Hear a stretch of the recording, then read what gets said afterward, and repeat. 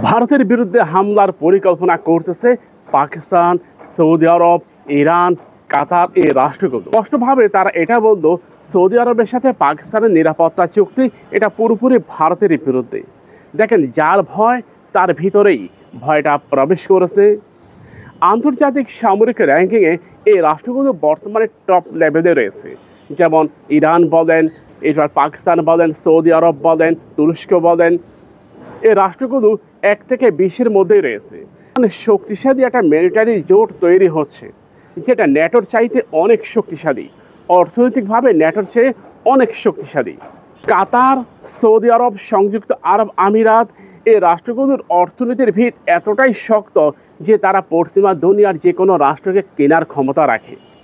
বিশেষ করে সৌদি আরবের কাছে এত পরিমাণে রিজার্ভ রয়েছে অর্থনৈতিক, সেটা পুরো বিশ্বের ইতিহাস পাল্টে দিতে পারে।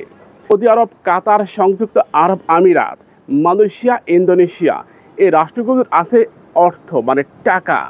আর ইরান, পাকিস্তান এই রাষ্ট্রগুলোর হাতে আছে অস্ত্র। টাকা এবং অস্ত্র মিলে একটা বিশাল শক্তিশালী সামরিক ফোর্স তৈরি হয়। হঠাৎ করে ভারতের মনে এত ভয় ঢুকলো কেন?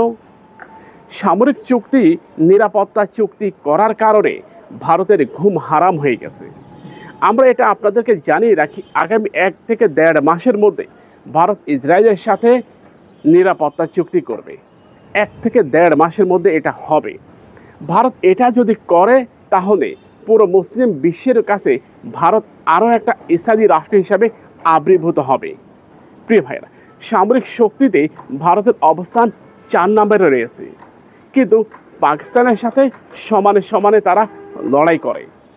সেক্ষেত্রে বিশ্লেষকদের ধারণা, ভারত ও পাকিস্তানের সাথে যদি এই মুহূর্তে যুদ্ধ বেঁধে যায়, সেটা সৌদি আরব, ইরান এই রাষ্ট্রগুলো এই যুদ্ধে অংশগ্রহণ করবে। অপরদিকে ভারতের সাথে যুক্ত হবে ইসরায়েল। তার মানে কি, মালহামা যুদ্ধের দ্বার প্রান্তে দাঁড়িয়ে রয়েছি আমরা, যে যুদ্ধের প্রতি 100 জনের 99 জন দুনিয়া থেকে বিদায় নেবে। আমরা কঠিন এক সমীকরণের মধ্যে দাঁড়িয়ে রয়েছি। আমরা জানি না গন্তব্য আমাদের কোথায়, বিশ্ব পরিস্থিতি কোথায় যাচ্ছে। গতকালকে নাসা থেকে একটা খবর প্রকাশিত হয়েছে, সেখানে তারা এটা বলতেছে, সূর্য পূর্ব দিক থেকে নয়, সূর্য পশ্চিম দিক থেকে উদয় হতে পারে এবং সূর্যের দিক পরিবর্তন হচ্ছে। পৃথিবীর তার আণবিক গতি থেকে সরে গেছে। সব মিলিয়ে কিয়ামতের অতি নিকটে আমরা সেই প্রলয়নকারী দীর্ঘমেয়াদী মালহামা যুদ্ধের দ্বার প্রান্তে দাঁড়িয়ে রয়েছি। এটা জেনে রাখুন যে ভয়ঙ্কর প্রলয়নকারী সেই যুদ্ধ আমাদেরকে আরেকটু এগিয়ে দিচ্ছে। পাকিস্তান ও সৌদি আরবের মধ্যে নিরাপত্তা চুক্তি, এই চুক্তির আওতায় আসবে ইরান। আগামী 10 থেকে 15 দিনের মধ্যে এই চুক্তির আওতা ইরান ও কাতার আসার সম্ভাবনা একেবারে জোরালো হচ্ছে। যেহেতু ইরানেই সর্বপ্রথম এই উদ্যোগ নিয়েছিল যে একটা সামরিক জোট তৈরি করা, ন্যাটোর মতো একটা মুসলিম ন্যাটো তৈরি করা, এটা উদ্যোগ নিয়েছে ইরান। সে উদ্যোগে যুক্ত হবে তুরস্ক। অনেক বিশ্লেষক এটা মনে করে যে তুরস্ক ন্যাটো থেকে বের হয়ে যাবে, তার ইসলামিক ন্যাটোতে যুক্ত হবে, যার ফলে 57টা মুসলিম রাষ্ট্রের মধ্যে মোটামুটি ম্যাক্সিমাম রাষ্ট্রই এই পাকিস্তান, সৌদির ন্যাটোতে যুক্ত হবে। এটা হবেই। 80টা পতাকা একত্রিত হয়ে উম্মার বিরুদ্ধে যুদ্ধ করবে। এবার আপনি চিন্তা করুন, আপনি কোন পক্ষে? আপনি হয়তো নির্দ্বিধায় বলবেন, আমি এই উম্মার পক্ষে। তাহলে যে আপনাকে ভারতকে বয়কট করতে হবে। আপনাকে এটা মাথায় রাখতে হবে যে ভারত আমাদের জনম জনমের শত্রু। ইসলামীদের আপন যারা, তারা কখনোই মুসলিম উম্মার আপন হতে পারে না। এটা কখনোই পসিবল নয়। এটা পুরোটাই একটা প্রত্যাখ্যানযোগ্য। মুসলিমদেরকে টার্গেট করে তারা ভয়ঙ্কর মারণাস্ত্র তৈরি করতেছে। বিশ্বের ম্যাক্সিমাম পারমাণবিক অস্ত্রগুলো কারা তৈরি করেছে?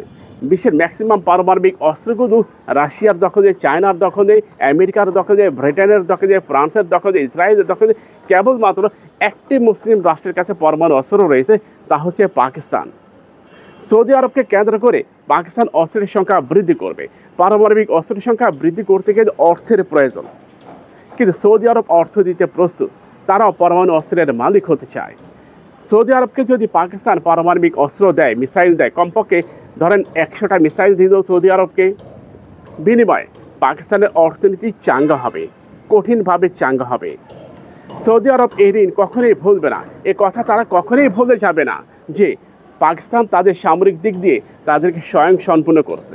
সামরিক দিক দিয়ে স্বয়ংসম্পূর্ণ হতে গেলে অবশ্যই সেই সক্ষমতা অর্জন করতে হবে, যেটা এখন আমাদের জন্য খুবই গুরুত্বপূর্ণ। বাংলাদেশ সামরিক শক্তির দিক দিয়ে যে র্যাঙ্কিং রয়েছে সেটা আন্তর্জাতিক হিসাবে 35তম, নিহাত কম নয়।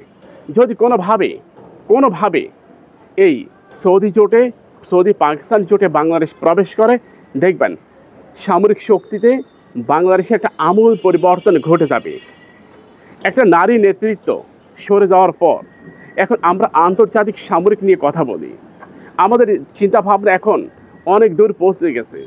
যেখানে আগে ছিল আমাদের মিসাইল রেঞ্জ 120 কিলোমিটার, সেটা এখন আমরা 1000 কিলোমিটার ধরে চিন্তাভাবনা করতেছি। শুধুমাত্র ভারতের চামুন্ডাগিরি থেকে বের হওয়ার পর আমাদের চিন্তাভাবনার ব্যাপক পরিবর্তন ঘটেছে। পাকিস্তান এখন রীতিমতো ফুলে ফেঁপে উঠেছে। অর্থনৈতিকভাবে সৌদির সাথে যুক্ত হয়ে পাকিস্তানের সামরিক দিক দিয়ে স্বয়ংসম্পূর্ণ হবে। সে অর্থনৈতিক এবং সামরিক ভাইরা নিরাপত্তা চুক্তি একটা রাষ্ট্রের ইতিহাস পরিবর্তন করে দিচ্ছে।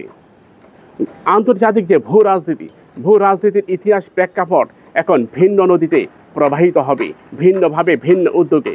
সেখানে শুধুমাত্র মুসলিমরাই থাকবে। আমি অবাক হব না রাশিয়া যদি আমেরিকার সাথে যুক্ত হয়, কিন্তু আমেরিকার সাথে জোটবদ্ধ হয়।